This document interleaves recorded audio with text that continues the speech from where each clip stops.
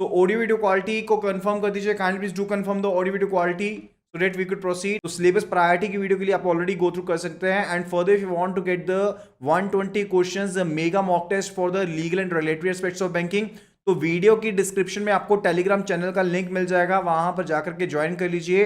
We will be sharing the PDF file over there. तो 120 questions का PDF file हम वहां पर शेयर कर देंगे।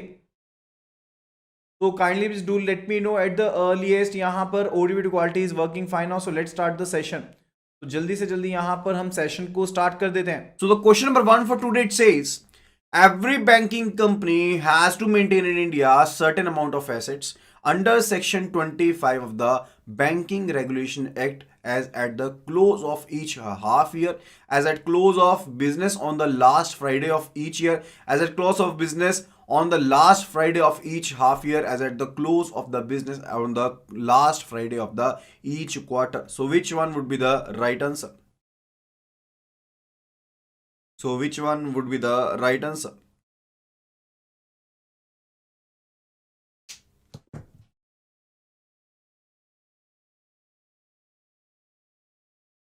तो जल्दी से जल्दी यहां पर आंसर कर दीजिए which one with the right answer. Question number 1 over here.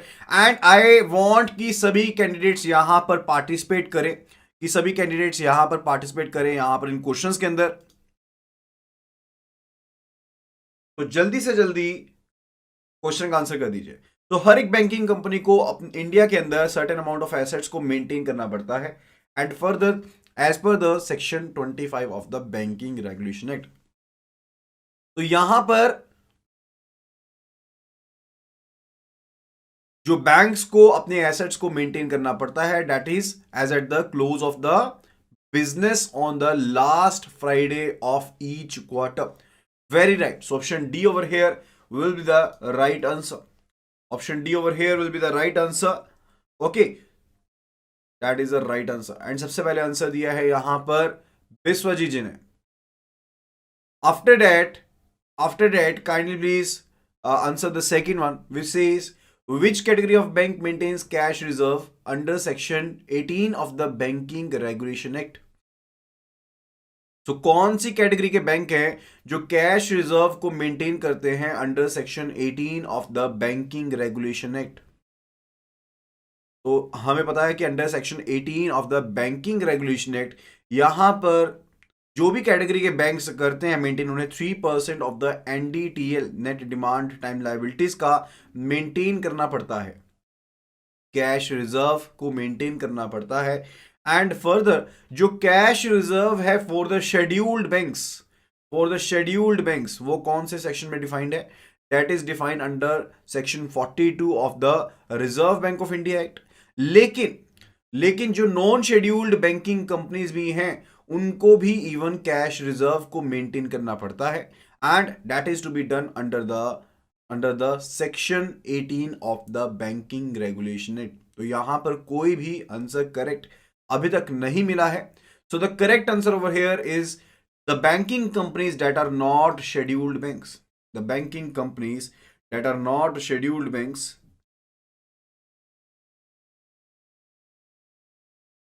ठीक है, तो वहां पर उन्हें यहां पर मेंटेन करना पड़ता है कैश रिजर्व को under section 18। Next question over here it says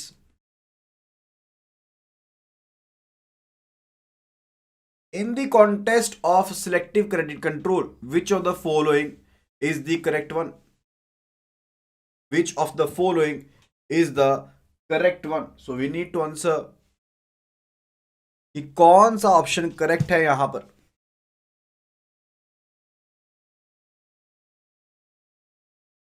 RBI can specify the purpose for which advances may be or may not be granted. RBI can give the directions to the banks in general and not to a particular bank. RBI can give the directions in interest of banking policy and for no other matter. None of the above. None of the above. So which one of the following is correct?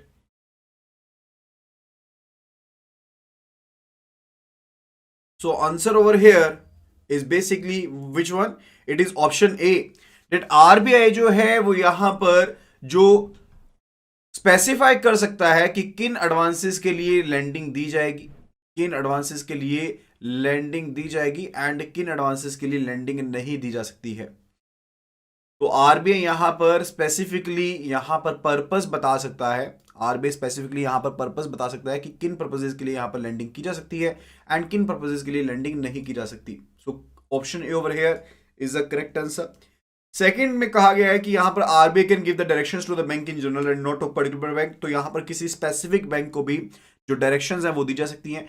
RBI can give the directions in interest of banking policy and for no other matter. तो depositors के interest में if the detrimental, if the affairs of the banking company detrimental, तो उसके case में भी यहां पर directions दी जा सकती हैं। तो ऑप्शन यहां पर जो हमारे पास सी है वो भी रॉन्ग हो जाता है and option A will be the right answer. Kindly please refresh the page and video quality को ऑटो से हटा करके किसी फिक्स्ड रेजोल्यूशन के ऊपर फिक्स कर दीजिए, it will be working very fine. Then question number 4 it is, the central government can prohibit a banking company to accept deposit from public under section 35A of the Banking Regulation Act of the business of the company is conducted which is by violation of RBI directives, default at a loan to the detriment of the interest of depositors not in compliance of the act. The central government can prohibit a banking company to accept deposit. तो यहाँ पर जो central government है वो यहां पर prohibit कर सकती है, रोक सकती है। यहां पर किनको रोक सकती है कि आप डिपॉजिट को एक्सेप्ट नहीं करेंगे, कि आप डिपॉजिट को एक्सेप्ट नहीं करेंगे and this is under section 35A of the banking regulation act of the if the business of the company is being conducted. इस केस में रोक सकती है if the business of the company is being conducted. तो हमें यहां पर बताना है कि किस केस में यहां पर ऐसा किया जा सकता है।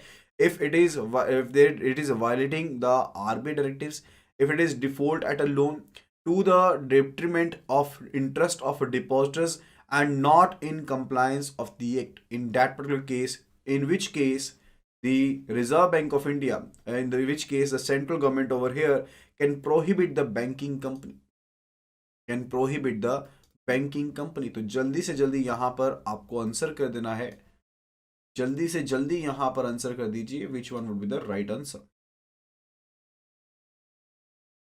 So I want to all to participate in these questions। ये questions जो हैं these are quite important and I want कि सभी यहाँ पर इन questions में participate करें and इनका आंसर भी करें। So whatsoever matters, if the affairs of the banking company are being conducted in such a manner which are detriment to the interest of depositors, उसके केस में जो सेंट्रल गवर्नमेंट है that can debar the banking company to accept the deposits from the public। Okay, so option C over here is the right answer। option C over here is the right answer। And सबसे पहले यहां पर question का answer दिया है राम कुमार जी ने।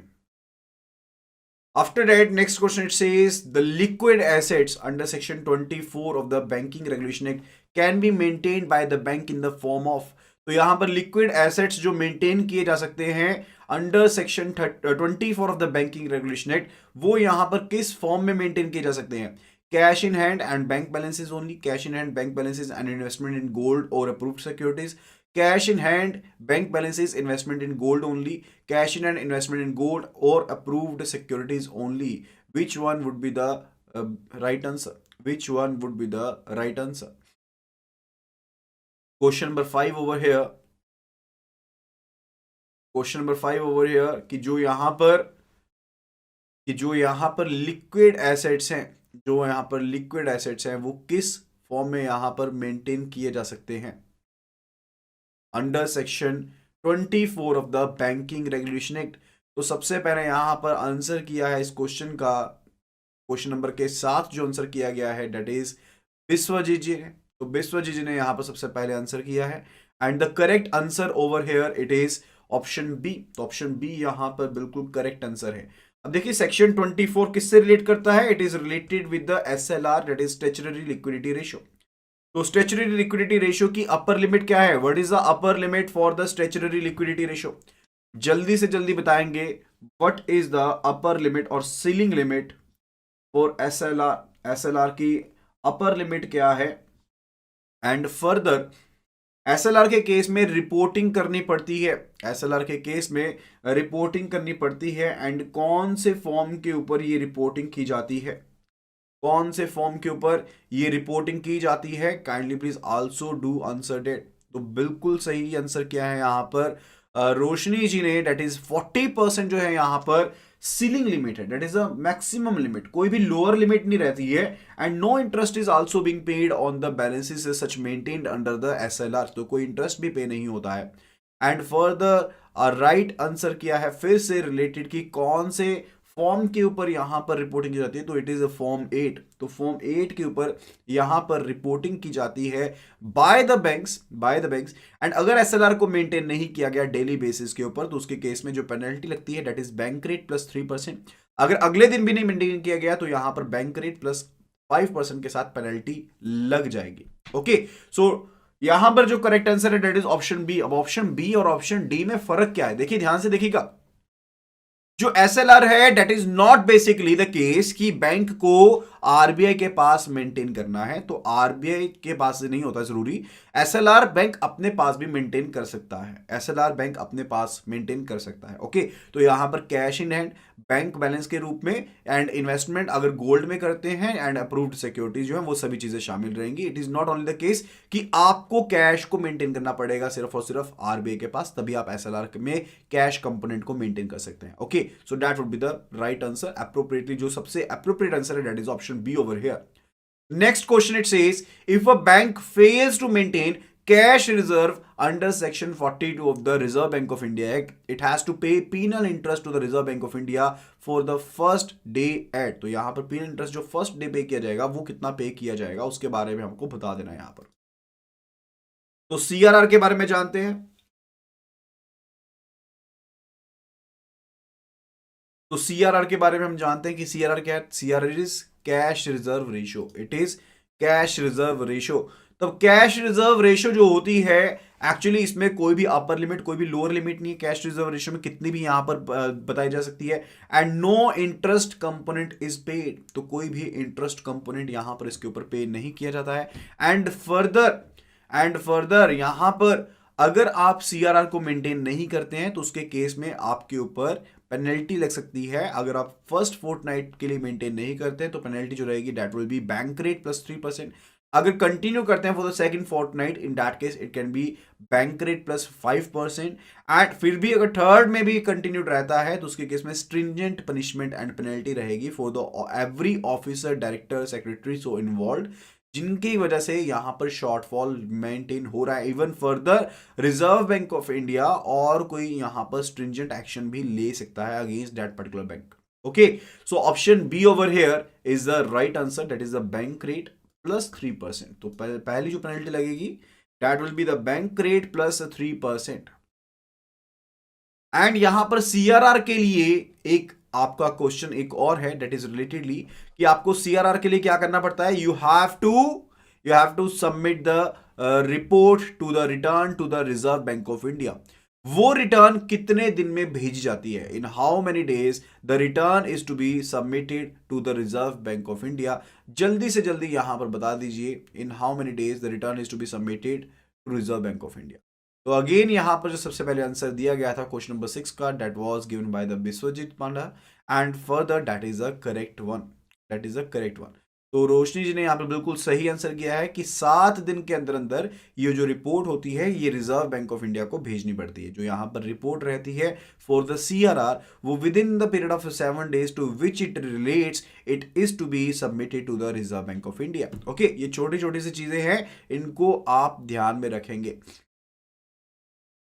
After that, it is related with the question number 7. Which of the following provides that a transaction between a banking company and its borrower cannot be reopened by courts on the grounds that the rate of interest is excessive? Section 12 of the Usurious Loans Act, Section 46 Reserve Bank of India Act, Section 21A Banking Regulation Act, and Section 21 that is related with the Banking Regulation Act. So which one of the following is the right answer? Which one of the following is the right answer? तो यहां पर कोई भी transaction किसी भी court में आप reopen नहीं कर सकते हैं, सिर्फ और सिर्फ इस चीज को कह करके, सिर्फ इस चीज को क्या करके कि जो रेट ऑफ इंटरेस्ट है, excessive rate of interest charge किया जा रहा है. Okay, so which one of the following would be the right answer. So section 12 जो है वो यूसरियस एक्ट लोन एक्ट का रिलेट करता है. सेक्शन 46 यहाँ पर reserve Bank of India act का है, तो जबकि ये यहाँ पर डिफाइन किया गया है कौन से एक्ट में, बैंकिंग रेगुलेशन एक्ट में. तो हमें इतना पता है सी और डी में से आंसर है पहली चीज. अब यहाँ पर 21 है या 21A है, it is related with 21A specifically. It is related with 21A specifically. So which one would be the right answer? Option C over here is the right answer. Option C over here is the right answer. तो यहाँ पर सबसे पहले जो answer दिया है that is given by the Rinku Meena. That is given by the Rinku Meena. Next question it says, which of the following provision does match in the context of nomination? तो nomination के कॉन्टेक्स्ट में कौन सी ऑप्शंस आपस में मैच करती हैं, कौन से प्रोविजन मैच करते हैं? You need to answer it. For deposit accounts section 45ZA, and for safe custody of articles 45ZE, for safe deposit vault accounts 45ZC, and all of the above do match. So which one of the following is the right one? Question number 8, which one of the following is the right answer? जल्दी से जल्दी यहां पर बता देंगे कि कौन C option यहां पर करेक्ट है. We need to tell which one of the following option is the correct.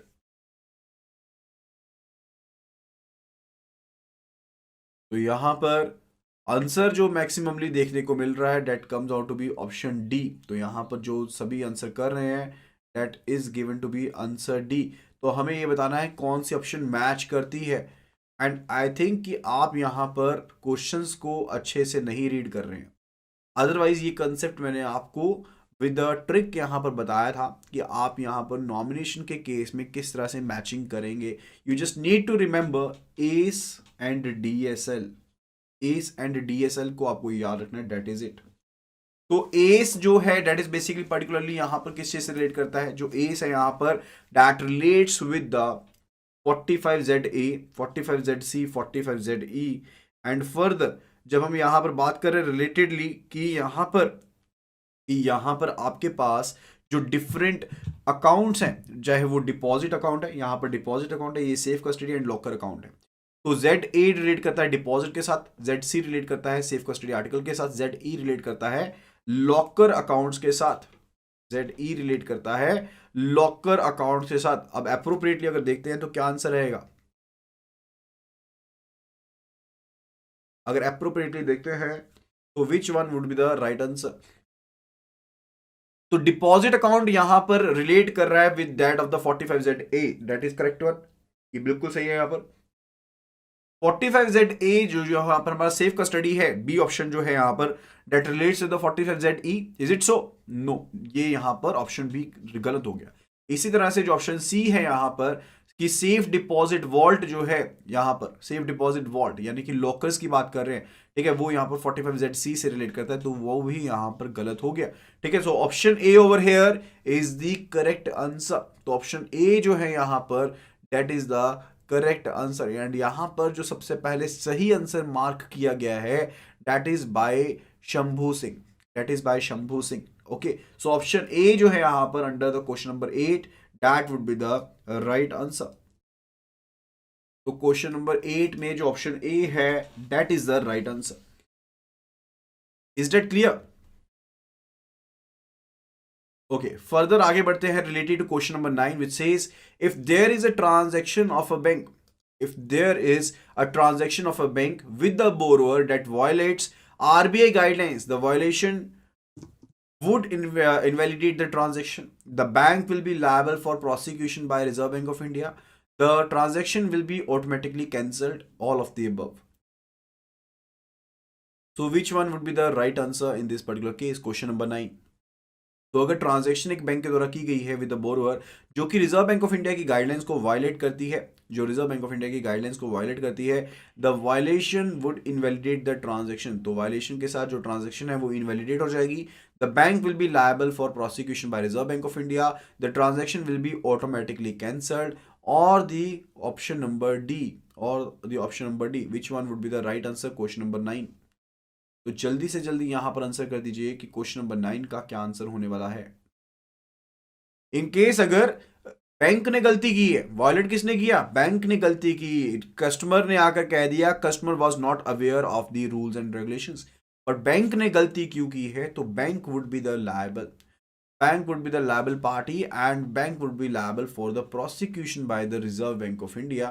तो यहां पर जो आंसर रहने वाला है that would be option B, that would be option B over here। Is that clear?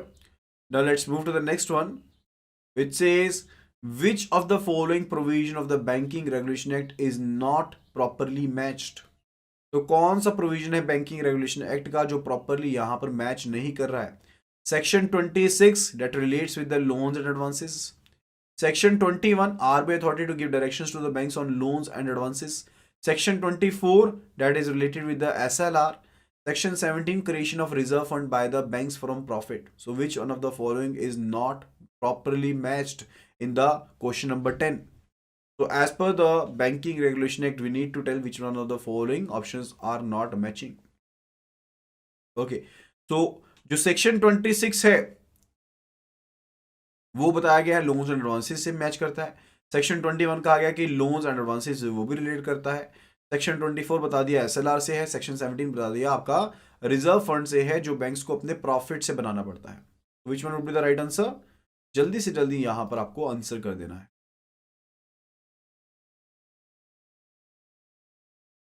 तो सबसे पहले जो राइट आंसर यहां पर दिया गया है related to question number 10 that is option A. जो सेक्शन 26 है वो यहां पर किससे रिलेटेड है? That is related with the DEAF, that is a depositor education and awareness fund. अगर आपको याद होगा तो यहां पर जो भी इनऑपरेटिव अकाउंट है जो कि पिछले 10 साल से ऑपरेट नहीं हुए हैं उनसे रिलेटेड जो बैलेंसेज हैं उनको यहां पर ट्रांसफर किया जाता है to the DEAF account that is created under section 26 of the Banking Regulation Act। So it is not related with the loans and advances, but it is related with the DEF account। Okay, so option A is the right answer। बाकी तीनों यहाँ पर सही है। Section 21 जो है loans advances से related है। सिलेक्टिव क्रेडिट कंट्रोल का हमने पढ़ा था यहाँ पर। 24 जो है स्टैट्यूटरी लिक्विडिटी रेशियो से रिलेटेड है। एंड जो सेक्शन 17 है वो यहाँ पर किससे रिलेटेड है? That is related with the creation of reserve funds, that is related with the creation of reserve fund, जहां पर आपको रिजर्व फंड को क्रिएट करना पड़ता है आउट ऑफ प्रॉफिट्स। 20% आपको हिस्सा जो है प्रॉफिट्स का वो यहां पर हर साल मेंटेन करना पड़ेगा। And further now this is increased to 25%। तो ये ऑलरेडी 25% अब इंक्रीज कर दिया गया था 2002 में। After it is the question number 11, which of the following tools are not used by Reserve Bank of India under selective credit control. तो जल्दी से जल्दी यहां पर आंसर करेंगे कौन से यहां पर जो टूल्स हैं वो यहां पर रिजर्व बैंक ऑफ इंडिया के द्वारा यूज नहीं किए जाते under the selective credit control.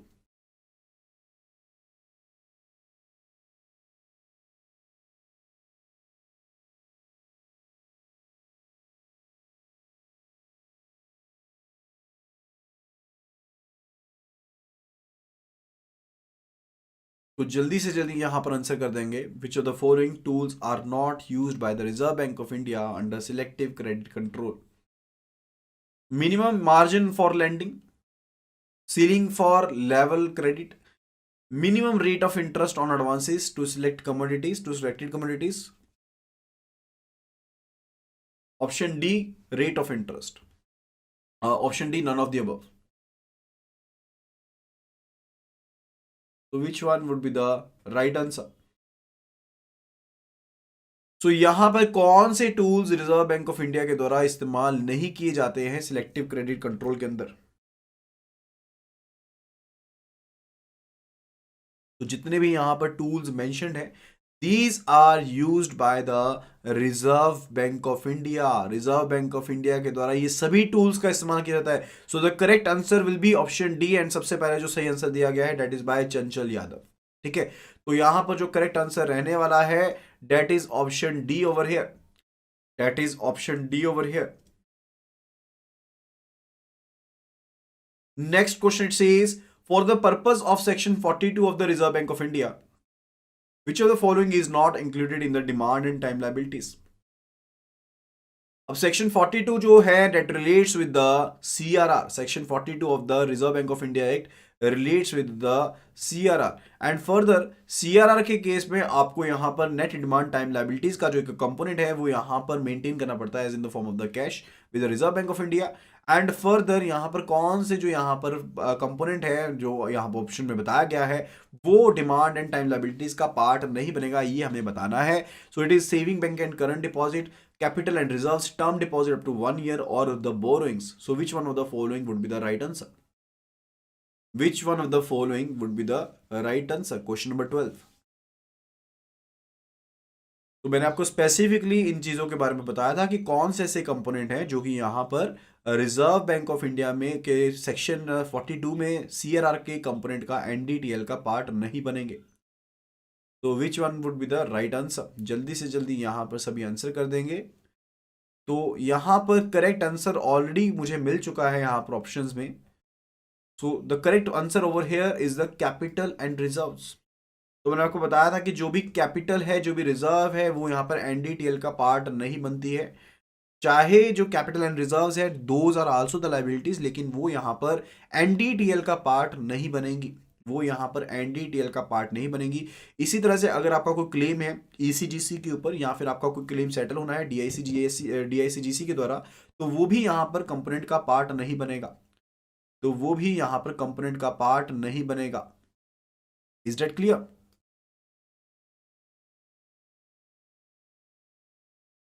So option B over here is the right answer. And ये आंसर जो सबसे पहले दिया गया है that is given by Ajay Kumar. Next question it says, which of the following prohibits lending at very high rates of interest and empowers reopening of such contracts? Which of the following prohibits lending at very high rates of interest and empowers the reopening of such contracts? Usurious Loan Act, Reserve Bank of India Act, Banking Regulation Act, Companies Act. So which one of the following would be the right answer?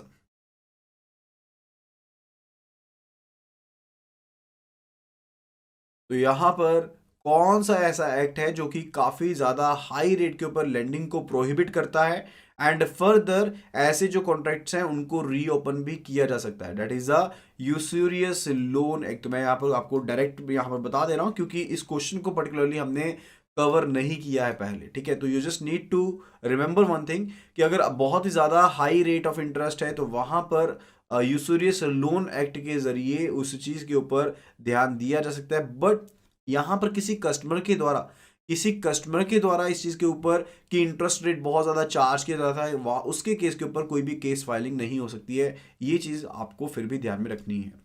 So option A is the right answer. Next question it says, if penal interest is imposed by Reserve Bank of India for default in maintaining the SLR, in that particular case RBI can waive the penal interest, RBI cannot waive the penal interest and has to recover, RBI can partly waive the penal interest, RBI has no option except to waive if the bank refuses to make the payment. So which one of the following would be the right answer? Which one of the following would be the right answer if the penal interest is imposed by the Reserve Bank of India? आपको मैंने already बताया था कि अगर यहाँ पर आप SLR को मेंटेन नहीं करते हैं एज पर द NDTL तो वहां पर आपको पेनल्टी देनी पड़ेगी बैंक रेट के ऊपर 3% के साथ। अगर कंटिन्यू रहता है तो बैंक रेट के ऊपर 5% के साथ पेनल्टी पे करनी पड़ेगी। तो RBI के पास क्या पावर है यहाँ पर penal इंटरेस्ट को वेव ऑफ करने की? Definitely RBI has got the power so as to waive off the penal interest. तो यहाँ पर penal इंटरेस्ट को वेव ऑफ किया जा सकता है। RBI जो है पूरा का पूरा penal इंटरेस्ट जो है वो यहाँ पर वेव ऑफ कर सकता है। So option A over here is the right answer. Option A over here is the right answer. तो क्वेश्चन नंबर 14 का जो आंसर है that is option number A. Is that clear?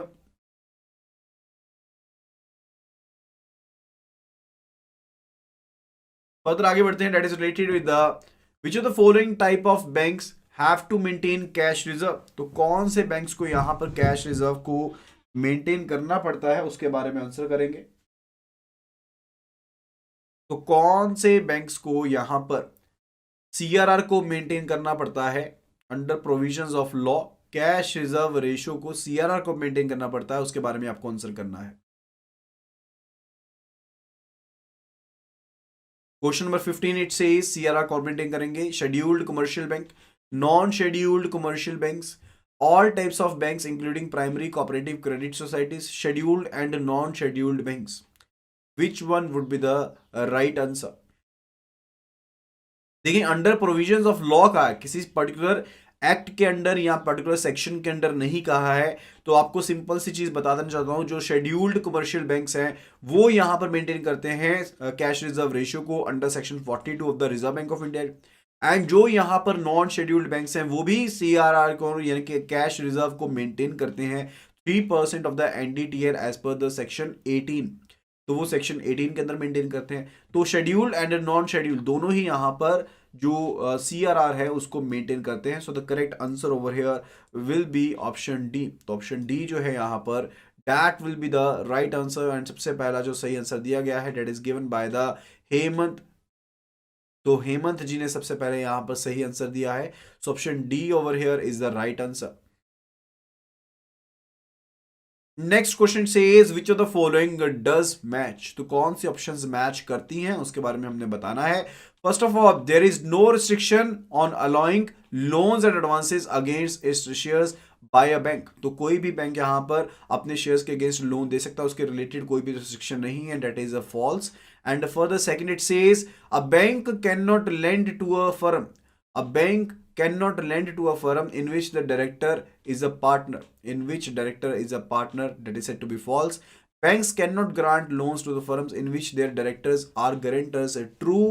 And option D over say it says none of the above. So which one of the following will be the right answer? Question number 16. Which one of the following will be the right answer? तो there is no restriction on allowing loans and advances against its shares by bank. तो उसके ऊपर कोई भी restriction नहीं है। Option C, option A is said to be false. And bank cannot lend to a firm in which its director is a partner. This is said to be false again. And bank cannot grant loans to the firms in which their guarantors are partners. That is said to be true. So which one of the following is the right answer?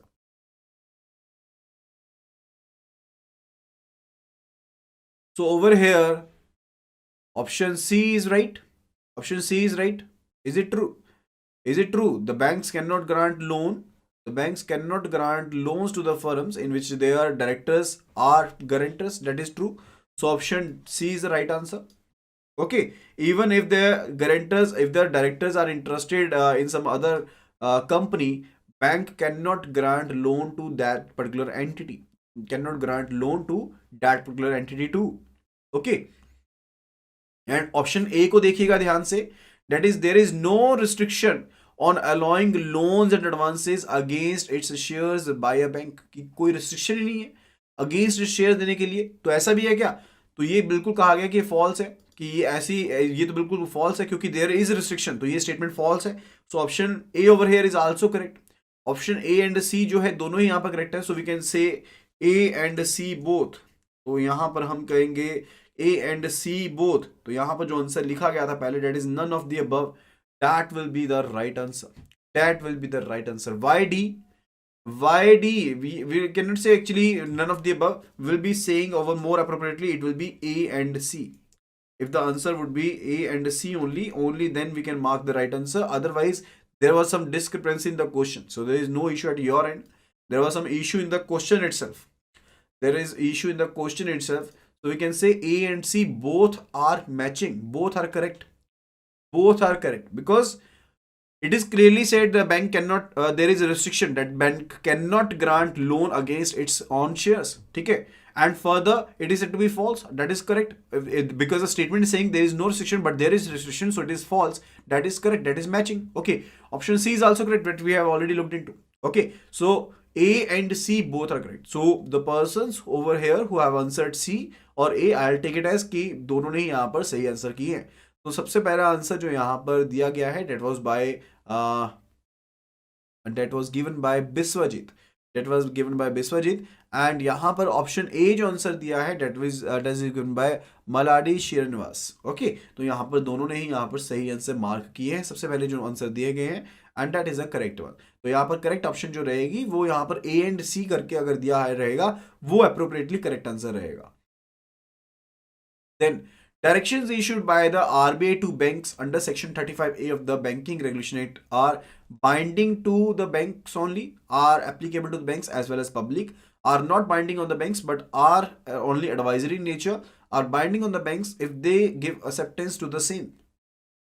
Question number 17, तो directions जो भी issue की जाती हैं reserve Bank of India के द्वारा under section 35A, वो यहाँ पर बाइंडिंग है सिर्फ बैंक्स के लिए, बाइंडिंग है बैंक के लिए एंड पब्लिक के लिए, एंड बाइंडिंग नहीं है, सिर्फ और सिर्फ एडवाइजरी है।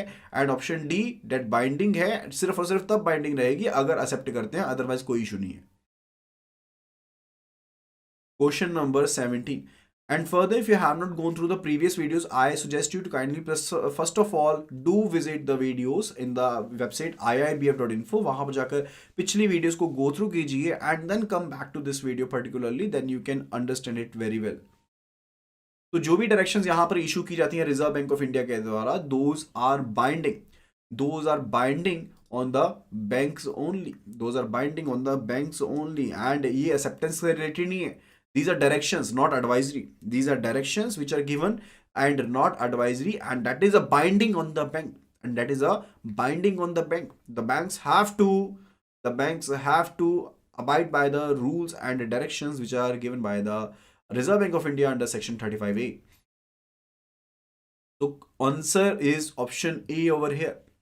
Answer is option A over here. तो सबसे पहले आंसर मार्क किया गया है चंचल यादव जी के द्वारा.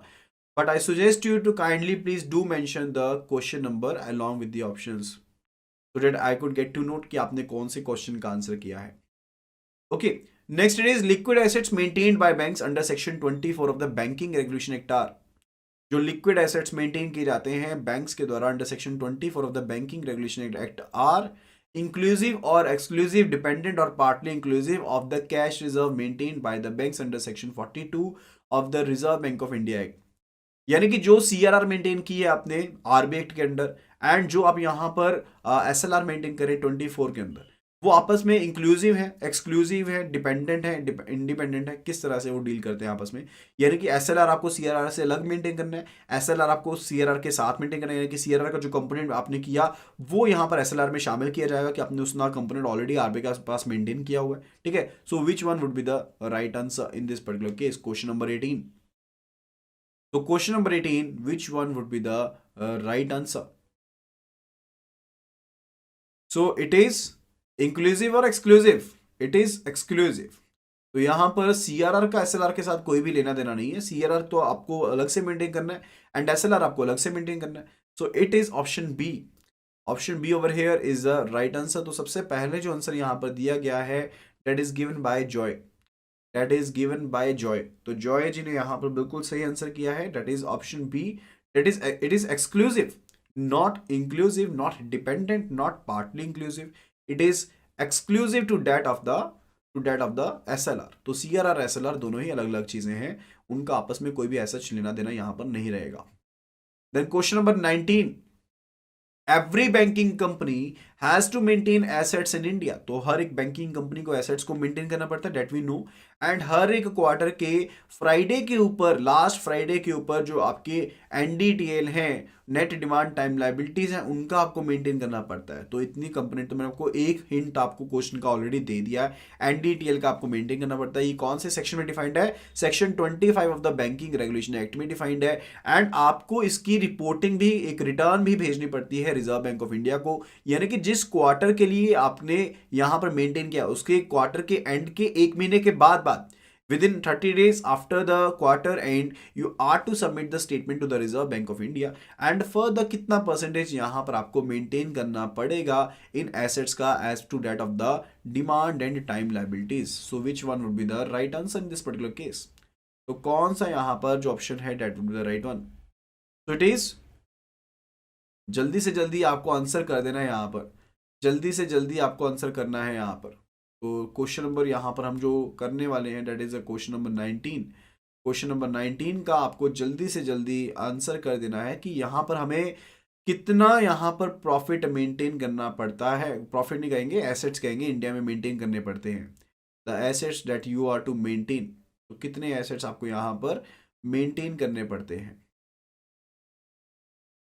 सो आंसर जो यहाँ पर दिए गए हैं, आंसर ए एंड बी में से दिए गए हैं। ऑलरेडी मैंने आपको बता दिया था कि यहाँ पर जो आंसर है वो यहाँ पर नेट डिमांड टाइम लायबिलिटीज का, तो definitely answer is 75% of the net demand and time liabilities, यानी कि जो भी आपके नेट डिमांड टाइम लायबिलिटीज रहे हैं उनका 75% पार्ट जो है वो आपको अपना मेंटेन करना पड़ेगा assets to the assets, assets की फॉर्म में आपको मेंटेन करना पड़ेगा। Is that clear? तो option B is the right answer. And सबसे पहले जो यहां पर आंसर दिया गया है, हेमंत जी ने आंसर दिया है question number 19। Next it says under section 26 of the banking regulation act, the banks are required to file a return with the Reserve Bank of India relating to what? Relating to unclaimed deposits, selective credit control, advances to sensitive sectors, position of high value bad loans। तो जल्दी से जल्दी यहां पर बता देंगे, जल्दी से जल्दी आंसर कर दीजिए कि यहां पर कौन से यहां पर आपके पास रिटर्न फाइल की जाती है, किस चीज से रिलेटेड आपकी रिटर्न फाइल की जाती है। So it is clearly related with the unclaimed deposit. तो ऑलरेडी इतनी बार हमने डिस्कस कर लिया, तो अनक्लेम्ड डिपॉजिट की रिटर्न यहां पर फाइल की जाती है जब सेक्शन 26 की हम बात करते हैं of the banking regulation act के बारे में। तो option A is the right answer, option A is the right answer. Okay, and for the question number 21, under section 11 subsection 2 of the banking regulation act, foreign banks are required to maintain what 20% of the profits for each year in respect of all their business conducted in India. So they are to maintain, is it in the form of the special deposit or deposit with the Reserve Bank of India or the reserve fund or the additional cash reserve? Which one would be the right answer?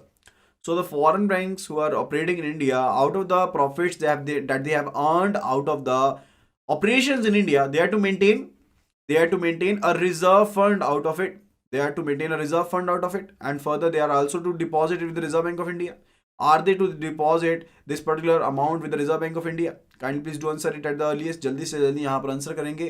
तो एक additional cash reserve रहता है, deposit RBI के पास maintain करना रहता है। तो विच one would be the right answer?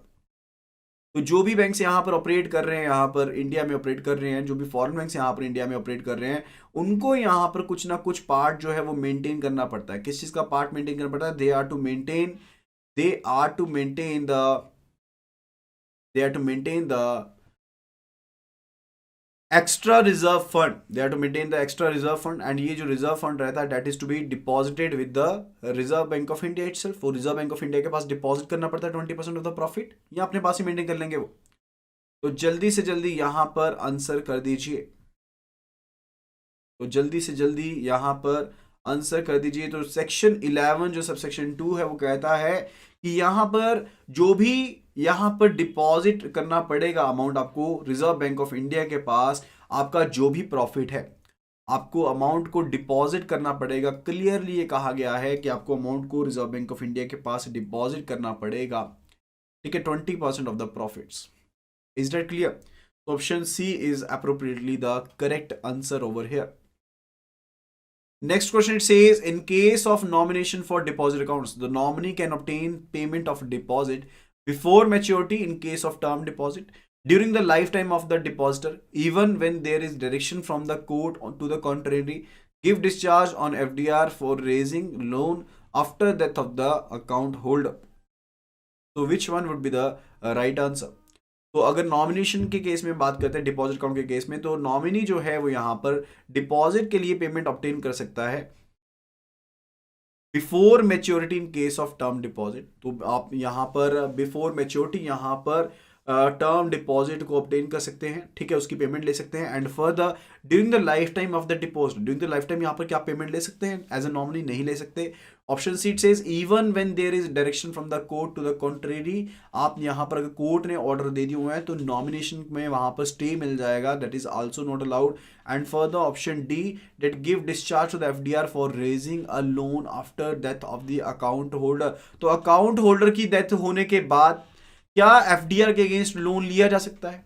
क्या एफडीआर के अगेंस्ट लोन लिया जा सकता है? अगर यहां पर अकाउंट होल्डर की डेथ हो गई है तो क्या आप एफडीआर के अगेंस्ट लोन दे देंगे पर्सन को? नहीं, एफडीआर के अगेंस्ट लोन नहीं दिया जाएगा। तो ये भी ऑप्शन यहां पर इनकरेक्ट हो जाती है। तो यहां पर अगर अगर यहाँ पर डिपॉजिटर में डिपॉजिट अकाउंट में नॉमिनी है पर्सन, तो बिफोर मैच्योरिटी, टर्म डिपॉजिट की मैच्योरिटी से पहले भी पेमेंट ली जा सकती है। टर्म डिपॉजिट की मैच्योरिटी से पहले भी पेमेंट ली जा सकती है। So correctly the option A over here is the right answer. तो यहाँ पर अगर सही मायने में देखें तो ऑप्शन ए जो है that is the right answer. तो रिंकू मीना जी ने सबसे पहले यहाँ पर सही आंसर किया है, दैट इज रिलेटेड कि before maturity in case of term deposit यहाँ पर पेमेंट ली जा सकती है। So option A is the correct answer here. Option A is the correct answer here. Okay, and after that it is next question and the last question for today, which is which of the following statement does match to its answer? Which of the following statement does match to its answer? Banks can lend any amount of loans to their directors. False. RBI can issue directions to banks on loans and advances under section 35A of the Banking Regulation Act. True. Banking ombudsmen have been created by RBI under section 35A of the Banking Regulation Act. True. And further, when credit flow is regulated by Reserve Bank of India to particular sectors of the economy, it is known as priority sector credit. False. So which one of the following does not match? We need to answer which one of the following is not matching. कौन C option जो है वो अपने answer के साथ match नहीं कर रही है? Question number 23। जल्दी से जल्दी यहां पर आंसर कर देंगे, जल्दी से आंसर कर दीजिए कौन सी ऑप्शन यहां पर मैच नहीं कर रही है।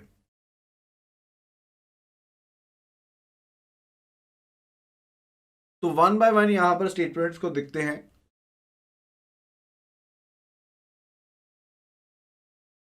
तो पहली जो स्टेटमेंट है that says banks can lend any amount of the loan to their directors, तो यहां पर रिस्ट्रिक्शन है, दैट इज फॉल्स, बिल्कुल सही है। RBI can issue directions to the banks on loans and advances under section 35 of the Banking Regulation Act. True. तो क्या यहाँ पर डायरेक्शंस बैंक्स एंड लोन्स के लिए दी जा सकती हैं? डेफिनेटली यहाँ पर इसके लिए भी दी जा सकती हैं, 35A में भी दी जा सकती हैं डायरेक्शंस, तो उसमें भी कोई दिक्कत नहीं है। देखिए जनरल डायरेक्शंस यहाँ पर 35A में भी दे सकते हैं एंड स्पेसिफिकली वहाँ पर 21 में भी दे सकते हैं, हमने ऑलरेडी इसके बारे में पढ़ा था। बैंकिंग ऑम्बड्समैन की जो स्कीम है वो यहाँ पर 35A के अंडर क्रिएट की गई है, definitely that is also true. And further, option D, when credit flow is regulated by the Reserve Bank of India to particular sector of the economy, it is known as priority sector. तो ये बिल्कुल सही बात है कि जब particular sectors को आप करते हैं, lending करना चाहते हैं, that is covered under the priority sector. Okay, that is given to be false. So option D would be the incorrect answer. तो ऑप्शन डी जबकि ट्रू है, इसको ट्रू होना चाहिए था, इन्होंने फॉल्स लिखा हुआ है। तो यहां पर ऑप्शन डी जो है that would be the right answer, क्योंकि आपस में मैच नहीं कर रहे हैं। तो यहां पर सबसे पहले जो आंसर दिया है वो दिया गया है विजय लक्ष्मी के द्वारा दिया गया है answer, that is related to question number 23। Option D is the right answer. अभी हम यहां पर जो लास्ट यूनिट है related to the module A उसको हम कवर करने वाले हैं, that is related with the public sector banks and the cooperative banks. तो पब्लिक सेक्टर बैंक हो गए, स्टेट बैंक हो गया, नेशनलाइज बैंक हो गया, रीजनल रूरल बैंक हो गए, सभी को स्पेशल स्टैच्यू में बनाया गया है।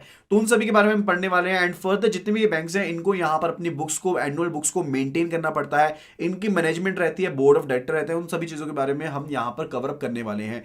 तो यहाँ पर जो कोऑपरेटिव बैंक्स रहते हैं इनको यहाँ पर डिफरेंट लॉज के अंडर यहाँ पर गवर्न होते हैं, यानी कि अगर तो जो बैंक है, अगर आपका कोऑपरेटिव बैंक है वो एक ही स्टेट में, if it is operating under one state only, तो स्टेट एक्ट लागू होगा। लेकिन अगर ये मल्टी स्टेट कोऑपरेटिव बैंक है, अगर मल्टी स्टेट कोऑपरेटिव बैंक है तो सेंट्रल एक्ट लागू होगा, इस चीज का ध्यान रखेंगे। अगर कोऑपरेटिव बैंक की बात कर रहे हैं, कोऑपरेटिव बैंक में अगर सिंगल स्टेट में ऑपरेट कर रहा है तो स्टेट एक्ट लागू होगा, अगर मल्टी स्टेट में है तो सेंट्रल एक्ट जो है वो यहां पर इसके ऊपर लागू होगा। बैंकिंग रेगुलेशन एक्ट जो है वो यहां पर कोऑपरेटिव बैंक्स के ऊपर भी लागू होता है, बैंकिंग रेगुलेशन एक्ट सभी तरह के बैंक्स के ऊपर लागू होगा। एंड फर्दर यहां पर कोऑपरेटिव बैंक के ऊपर पहले लागू नहीं होता था, लेकिन यहां पर मॉडिफाई किया गया था सेक्शन 56 को, जिसके तहत अब यहां पर ये कोऑपरेटिव बैंक के ऊपर भी लागू होता है। तो सबसे पहले हम एसबीआई यानी कि स्टेट बैंक ऑफ इंडिया के बारे में पढ़ने वाले हैं। तो एसबीआई को यहां पर section 3 of the State Bank of India act 1955 के अंदर एस्टैब्लिश किया गया है। एक बॉडी कॉर्पोरेट है जो इसका परपेचुअल सक्सेशन है एंड यहां पर इसकी अपनी कॉमन सील, अपने सिग्नेचर्स है एंड इसको अपने नाम में, ये अपने नाम में किसी और पार्टी को सू कर सकती है, क्योंकि ये कंपनी के रूप में यहां पर बनी गई है,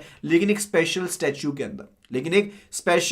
अंदर, तो यहां पर सेक्शन जो 3 है state Bank of India act 1955 उसके अंडर इसको बनाया गया। शेयर होल्डिंग की बात करें तो मेजॉरिटी ऑफ शेयर होल्डिंग जो है यहां पर गवर्नमेंट ऑफ इंडिया के पास है। एंड फर्दर कोई भी पर्सन यहां पर कोई भी पर्सन यहां पर अगर उसके पास जो नंबर ऑफ शेयर्स है वो 10% से ज्यादा भी है, फिर भी वो वोटिंग राइट जो है वो 10% से ज्यादा अपने नहीं अपना सकता, अनटिल और अनलेस इस ऐसा जो कुछ है वो सेंट्रल गवर्नमेंट के द्वारा स्पेसिफाई किया जाता है in consultation with the Reserve Bank of India, ठीक है। अदरवाइज यहां पर कोई भी पर्सन जो यहां पर वोटिंग राइट्स है वो 10% से ज्यादा इस्तेमाल नहीं कर पाएगा। मैनेजमेंट की बात करते हैं तो जो एसबीआई है इसका सेंट्रल ऑफिस मुंबई में है, इसके लोकल ऑफिस जो डिफरेंट सेंटर्स के ऊपर है, एंड फर्दर जो डिसाइड किए जाते हैं सेंट्रल बोर्ड के द्वारा, जो डिसाइड किए जाते हैं सेंट्रल बोर्ड के द्वारा, यानी कि सेंट्रल बोर्ड डिसाइड करेगा कि इसके और जो लोकल हेड ऑफिस है वो कहां कहां पर रहेंगे, एंड फर्दर ये सेंट्रल बोर्ड डिसाइड करेगा with consultation with the central government. And जो बोर्ड रहेगा यहां पर बोर्ड ऑफ डायरेक्टर है वो यहां पर मैनेजमेंट करते हैं, जो भी रूल्स एंड रेगुलेशंस रहने वाले हैं वो यहां पर बनाए जाते हैं in consultation with the Reserve Bank of India, and उनसे रिलेटेड पहले सेंट्रल गवर्नमेंट से परमिशन लेनी पड़ती है, सैंक्शन लेनी पड़ती है, उसके बाद ही वो लागू होते हैं। And further it is related to composition of board, तो बोर्ड में एक चेयरमैन एंड फर्दर 2 से ज्यादा मैनेजिंग डायरेक्टर नहीं हो सकते, एंड फर्दर जो मैनेजिंग डायरेक्टर हैं 2000 एंड फर्दर डायरेक्टर्स रहेंगे जो कि अपॉइंट किए जाएंगे सेंट्रल गवर्नमेंट के द्वारा, जो कि सेंट्रल गवर्नमेंट के द्वारा यहां पर मैनेजिंग डायरेक्टर जो है वो यहां पर अपॉइंट किए जाएंगे, एंड फर्दर चेयरमैन यहां पर सेंट्रल गवर्नमेंट के द्वारा यहां पर अपॉइंट किए जाएंगे। And then it is related to business of State Bank, then it is related to business of state bank.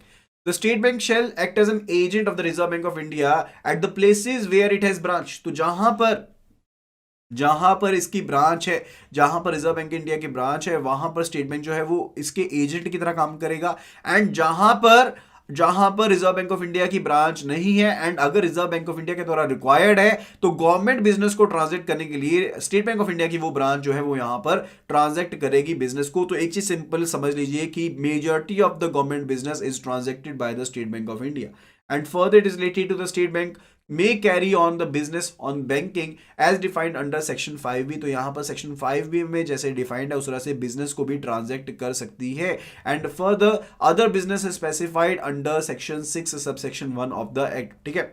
तो यानी कि ये रिजर्व बैंक ऑफ इंडिया के एजेंट की तरह एक्ट करती है जहां पर रिजर्व बैंक ऑफ इंडिया की ब्रांच है, जहां पर रिजर्व बैंक ऑफ इंडिया की ब्रांच नहीं है वहां पर अगर रिजर्व बैंक ऑफ इंडिया के द्वारा रिक्वायर्ड है कि वो यहां पर गवर्नमेंट का बिजनेस ट्रांजैक्ट करे तो ये वो भी करेगा, and further state Bank of India जो सेक्शन 5B है बैंकिंग रेगुलेशन एक्ट का उसके हिसाब से नॉर्मल बैंकिंग भी करता है, एंड इसके अलावा जो और यहां पर एक्टिविटीज डिफाइंड है सेक्शन 6B में 6 सबसेक्शन 1 में उनको भी यहां पर ये कर सकता है। Is that clear?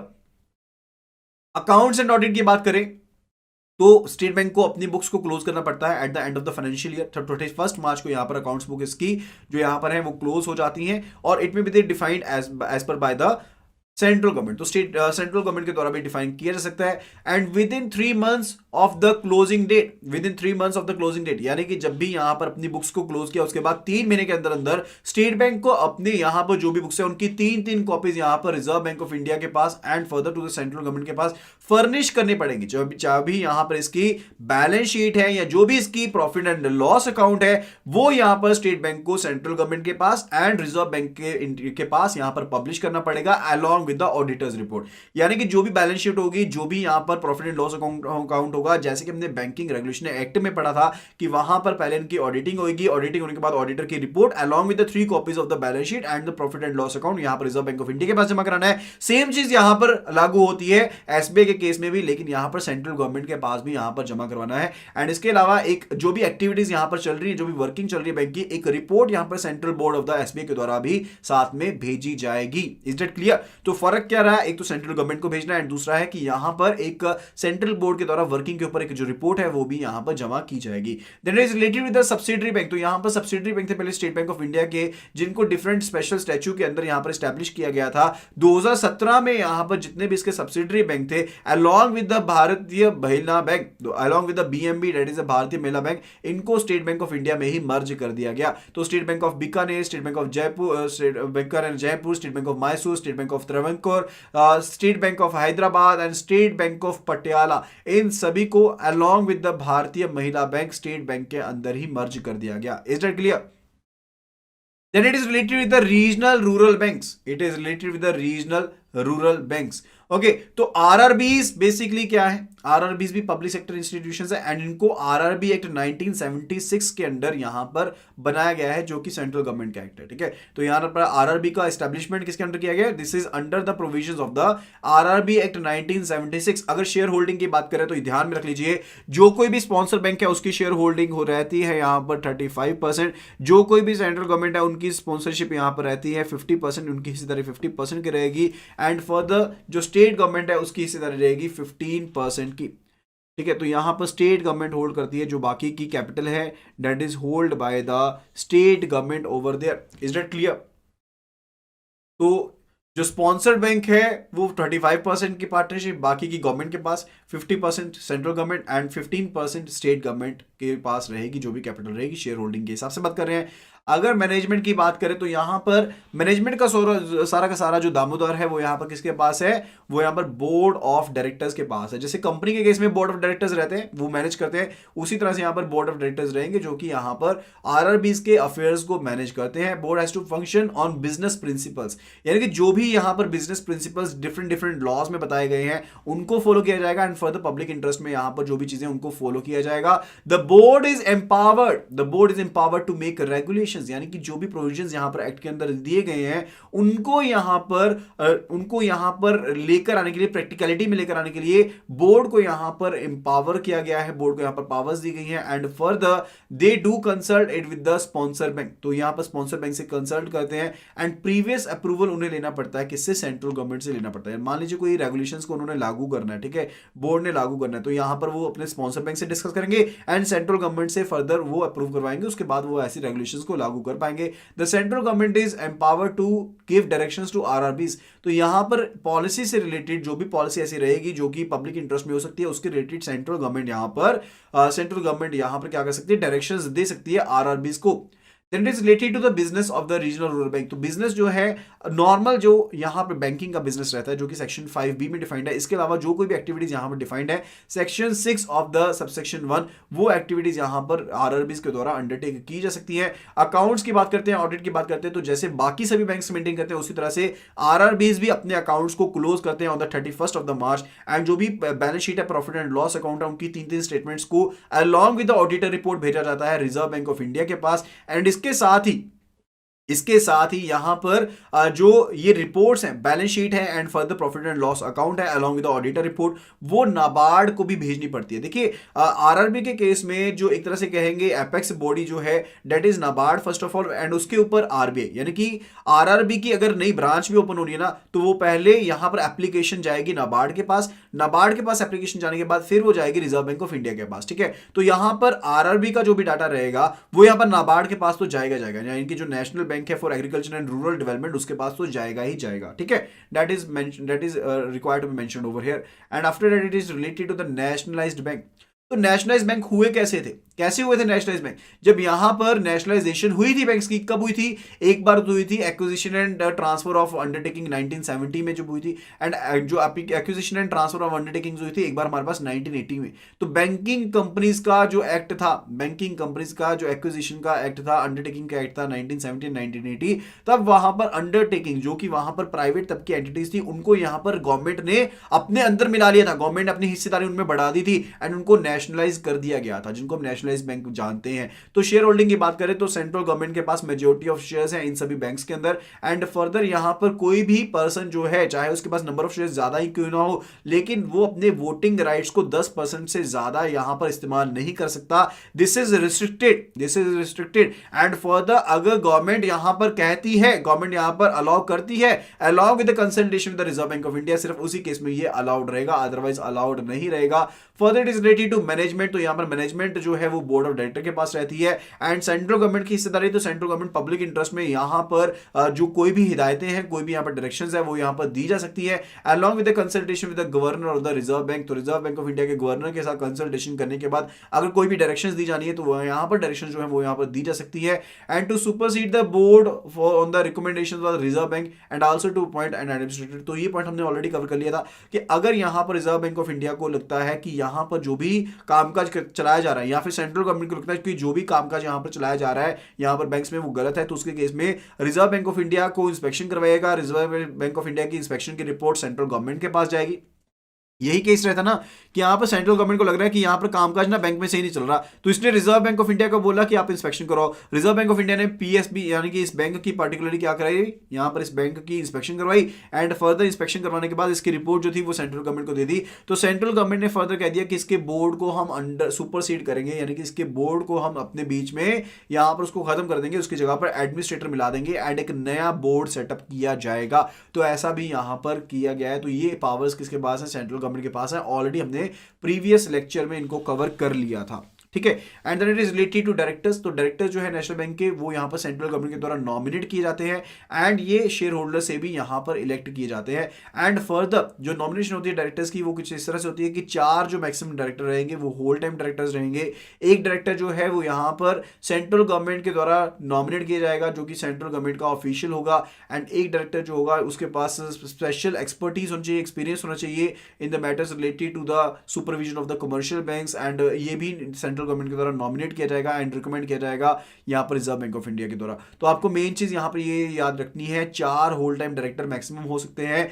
एक जो डायरेक्टर है वो यहां पर ऑफिशियल रहेगा सेंट्रल गवर्नमेंट का, सेंट्रल गवर्नमेंट ही अपॉइंट करेगी। एक डायरेक्टर जो रहेगा उसके पास स्पेशल एक्सपर्टीज होनी चाहिए, यहां पर एक्सपीरियंस होना चाहिए जिसमें जो भी रेगुलेशंस है किस तरह से हम डील करते हैं कमर्शियल बैंक्स में उसके साथ। एंड फर्दर इसकी नॉमिनेशन भी सेंट्रल गवर्नमेंट के द्वारा होगी on the recommendations of the Reserve Bank of India. And further एक डायरेक्टर होगा जो कि यहां पर वर्कमैन एम्प्लॉय को रिप्रेजेंट करेगा। एक डायरेक्टर होंगे जो कि यहाँ पर ऑफिसर्स की जो कम्युनिटी है उनको रिप्रेजेंट करेंगे। एंड एक सीए होंगे जिनके पास कम से कम 15 साल का एक्सपीरियंस होगा। एंड फर्दर ये भी यहाँ पर रिजर्व बैंक ऑफ इंडिया की कंसल्टेशन के साथ ही यहाँ पर नॉमिनेट किए जाएंगे। एंड 6 डायरेक्टर से ज्यादा जो डायरेक्टर्स हैं वो यहाँ पर सेंट्रल गवर्नमेंट के द्वारा नॉमिनेट नहीं किए जाएंगे। तो ये यहाँ पर इंपॉर्टेंट पॉइंट्स है जिनको आपने याद में रखना है, ओके। एंड जो शेयर होल्डर्स हैं वो मैक्सिमम 3 डायरेक्टर्स बोर्ड में इलेक्ट कर सकते हैं। Is that clear? Is that clear? तो यहां पर 4 रहेंगे हमारे पास होल टाइम डायरेक्टर, एक डायरेक्टर सेंट्रल गवर्नमेंट का ऑफिसर रहेगा, एक डायरेक्टर जो है वो यहां पर सीए रहेगा, एक डायरेक्टर एक्सपर्टीज वाला रहेगा जिसको यहां पर नॉमिनेट किया जाएगा with the consultation with the Reserve Bank of India, central government यहां पर नॉमिनेट करेगी। एंड एक डायरेक्टर जो रहेंगे वो यहां पर वर्कमैन एम्प्लॉय को, एक डायरेक्टर रहेंगे यहां पर ऑफिसर्स को यहां पर वो बेसिकली रिप्रेजेंट करेंगे, एक डायरेक्टर जो रहेंगे वो सीए पर्सन रहेगा। एंड सेंट्रल गवर्नमेंट के द्वारा 6 से ज्यादा डायरेक्टर्स जो है वो यहां पर नॉमिनेट नहीं किए जा सकते हैं। एंड फर्दर शेयर होल्डर जो है वो मैक्सिमम 3 डायरेक्टर्स को यहां पर अपॉइंट कर सकते हैं बोर्ड में। Is that clear? So that is related to directors. इसके अलावा रिजर्व बैंक ऑफ इंडिया जो है वो यहां पर एक या उससे ज्यादा जो एडिशनल डायरेक्टर्स हैं नेशनलाइज्ड बैंक के बोर्ड में उनको भी यहां पर अपॉइंट कर सकते हैं अगर उनको लगता है कि बैंकिंग पॉलिसी के हित में है, पब्लिक इंटरेस्ट में है या फिर डिपॉजिटर्स के हित में है। एंड ऐसा करना जरूरी है। उसके under reserve Bank of India यहां पर ज्यादा डायरेक्टर्स को, एडिशनल डायरेक्टर्स को भी यहां पर अपॉइंट कर सकती है बोर्ड में नेशनलाइज्ड बैंक के। Is that clear? Then it is related to account and audit. तो सेम चीज यहां पर रहेगी। तो जो भी यहां पर ऑफिशियल गजट में close of the accounting year की, फाइनेंशियल ईयर की, अकाउंटिंग ईयर की डेट बताई गई है उसके हिसाब से बुक्स को क्लोज किया जाएगा। एंड यहां पर जो भी बुक्स होंगी उनको एक क्वालिफाइड ऑडिटर जो है यहां पर वो ऑडिट करेगा। And along with auditor report यहां पर जो भी डॉक्यूमेंट्स हैं वो यहां पर रिजर्व बैंक ऑफ इंडिया के पास भेजे जाएंगे। And that is all related to it. After that it is related with the cooperative banks. It is related with the cooperative banks. So cooperative banks जो है वो या तो स्टेट लॉज के अंडर रजिस्टर होते हैं या फिर वो सेंट्रल लॉ के अंडर रजिस्टर होते हैं। तो स्टेट लॉज में जो कोऑपरेटिव जो एक्ट यहां पर गवर्निंग है उनके अंदर होंगे या फिर multi state cooperative societies act के अंदर वो रजिस्टर होंगे। यानी कि अगर तो एक ही स्टेट में काम करें तो स्टेट लॉ यहां पर प्रिवेल करेंगे, अगर मल्टी स्टेट में है यानी कि एक से ज्यादा स्टेट में है तो सेंटर का जो एक्ट है वो यहां पर प्रिवेल करेगा। Okay, then further while the state law and central law governs the constitution. तो ये तो कॉन्स्टिट्यूशन के बारे में बताएगा कि यहां पर मैनेजमेंट कैसे होगी, सब मैटर्स कैसे, जो इंटरनल मैटर्स है वो कैसे रहेंगे। लेकिन जो बैंकिंग का बिजनेस है वो तो यहां पर बैंकिंग रेगुलेशन एक्ट के अंदर ही यहां पर डील किया जाएगा। बैंकिंग रेगुलेशन एक्ट के अंदर ही यहां पर हिदायतें दी जाएंगी। And further the banking regulation act available to the cooperative societies after the enactment of the banking laws act 1955। तो यहां पर बैंकिंग लॉज एक्ट 1955 के अंदर यहां पर कोऑपरेटिव बैंक्स को बैंकिंग रेगुलेशन एक्ट के दायरे में लेकर आया गया है। ओके, तो यहां पर ये कोऑपरेटिव सोसाइटी जो है उनके ऊपर भी अभी ये लागू होता है। A primary cooperative bank is a cooperative society other than a primary agriculture society. तो प्राइमरी कोऑपरेटिव बैंक जो है वो क्या है, कोऑपरेटिव सोसाइटी है, लेकिन वो एग्रीकल्चर क्रेडिट सोसाइटी से अलग है, लेकिन वो एग्रीकल्चर सोसाइटी से अलग है, जिसका प्राइमरी ऑब्जेक्टिव क्या है, यहां पर बिजनेस, प्रिंसिपल बिजनेस क्या है, बैंकिंग ट्रांजैक्शंस का करना है, यानी कि बैंकिंग बिजनेस प्राइमरी बिजनेस है। एंड फर्दर जो पेड अप कैपिटल है एंड जो रिजर्व्स है वो 1 लाख से कम नहीं है। एंड फर्दर अगर वो एसएलआर मेंटेन कर रहे हैं सेक्शन 24 के अंडर, तो वहां पर वो हम क्या कहेंगे, that is a primary cooperative bank, तो उसे हम प्राइमरी कोऑपरेटिव बैंक कहेंगे। ओके, कैश रिजर्व की बात करें तो जैसे कि बाकी बैंक्स मेंटेन करते हैं, तो other than the scheduled banks उनको क्या मेंटेन करना पड़ता है, सेक्शन 18 के अंदर 3% एनडीटीएल का मेंटेन करना पड़ता है। तो यहां पर कोऑपरेटिव बैंक भी कैश रिजर्व को मेंटेन करेंगे। Cooperative banks other than the scheduled cooperative banks, जो कि शेड्यूल्ड कोऑपरेटिव बैंक्स नहीं है या फिर शेड्यूल्ड स्टेट कोऑपरेटिव बैंक्स नहीं है, उनको यहां पर कैश रिजर्व मेंटेन करना पड़ेगा। या तो अपने पास ही मेंटेन कर लेंगे, या फिर रिजर्व बैंक ऑफ इंडिया के पास जो करंट अकाउंट चल रहा है वहां पर वो मेंटेन करेंगे 3% ऑफ द एनडीटीएल। एंड ये जो कैश रिजर्व होगा वो सेक्शन 18 के हिसाब से मेंटेन होगा। देखिए, जो तो शेड्यूल्ड कोऑपरेटिव बैंक्स हैं या शेड्यूल्ड स्टेट कोऑपरेटिव बैंक्स है, वो तो यहां पर सीआरआर को मेंटेन करेंगे as per section 42 of the Reserve Bank of India act. लेकिन अगर यहां पर वो शेड्यूल्ड नहीं है, लेकिन अगर वहां यहां पर शेड्यूल्ड नहीं है, तो उसके केस में वो section 18 of the banking regulation act के हिसाब से जो कैश रिजर्व है उसको मेंटेन करेंगे। एंड फॉर शेड्यूल्ड, मैंने आपको ऑलरेडी बता दिया, for scheduled primary cooperative banks and state cooperative banks, जो शेड्यूल्ड स्टेट कोऑपरेटिव बैंक्स हैं, उनको सीआरआर मेंटेन करनी पड़ेगी as per the section 42 of the RBI act.